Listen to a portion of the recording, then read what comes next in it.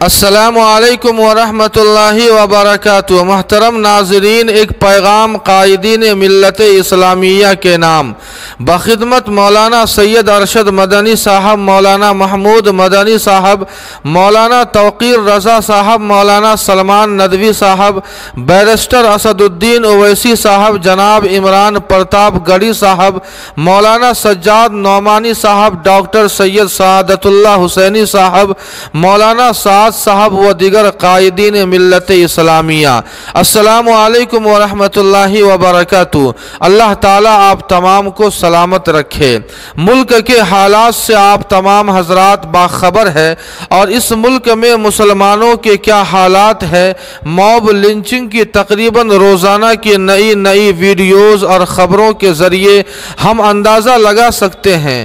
آج کے دور میں اگر کسی کتے بلی کو مار دے یا زخمی کر دے تو پورا ملک بلبلا اٹھتا ہے، جیسا کہ ایک ہاتھی کے معاملے میں ہم نے دیکھا ہے کہ کس طرح پورے ملک کے لوگوں نے دھرم اور ذات سے اوپر اٹھ کر اس واقعے کی مذمت کی اور خاطیوں کو کیفر کردار تک پہنچانے کا مطالبہ ہونے لگا، اور ہونا بھی چاہیے تھا۔ لیکن اسی ہندوستان میں ایک بے قصور اور نہتے مسلمان کو موب لنچنگ کر کے مارا جاتا ہے، اور سب لوگ تماشا بی کی طرح دیکھتے رہتے ہیں اور ویڈیو بنا کر اس کو سوشل میڈیا کی زینت بناتے ہیں۔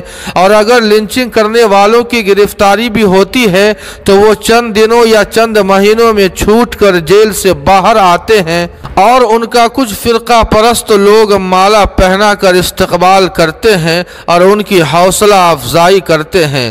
میں صرف اس بات کی طرف توجہ دلانا چاہتا ہوں کہ کیا ہم مسلم نوجوان اسی طرح موب لنچنگ کا شکار ہوتے رہیں گے؟ کیا اسی طرح ہمیں سڑکوں پہ پیٹ کر ذلیل کیا جاتا رہے گا؟ کیا ہماری حقیقت ایک جانور سے بھی کم ہو گئی کہ اگر ان کو مارا جائے یا شکار کیا جائے تو سالوں مقدمے چلتے ہیں؟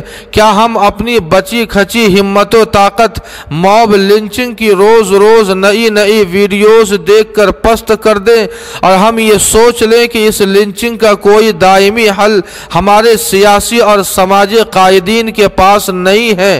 کیا لنچنگ میں مرنے کے لیے ہم بھی اپنے آپ کو تیار رکھیں؟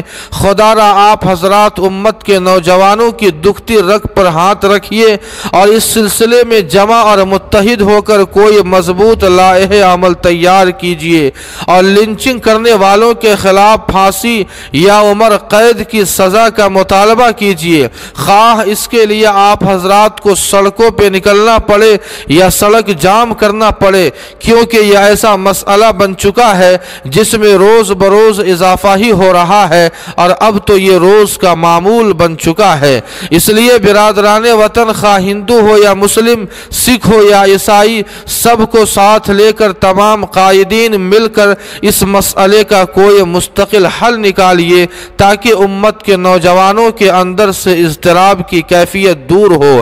اور اگر آپ لوگوں نے صرف ایک ٹویٹ کرنے یا ایک آدھ بیان دے دینے کو اور مذمتی کلمات پیش کر دینے کو فریضے کی ادائیگی سمجھ لیا ہے تو یاد رکھیے، یہ لنچنگ میں مرنے والے مسلم نوجوان اللہ کے دربار میں رسول اللہ کی موجودگی میں آپ تمام لوگوں کے گریبان میں ہاتھ ڈال کر پوچھیں گے کہ کس جرم میں مجھے قتل کیا گیا تھا؟ کیا کلمہ گو ہونا میرا جرم تھا؟ کیا غریب ہونا میرا جرم تھا؟ مسلمان ہو کر اس ملک میں رہنا میرا جرم تھا؟ یا پھر آپ حضرات کی قیادت میں رہنا میرا جرم تھا؟ اس وقت آپ حضرات کوئی جواب نہ دے سکیں گے۔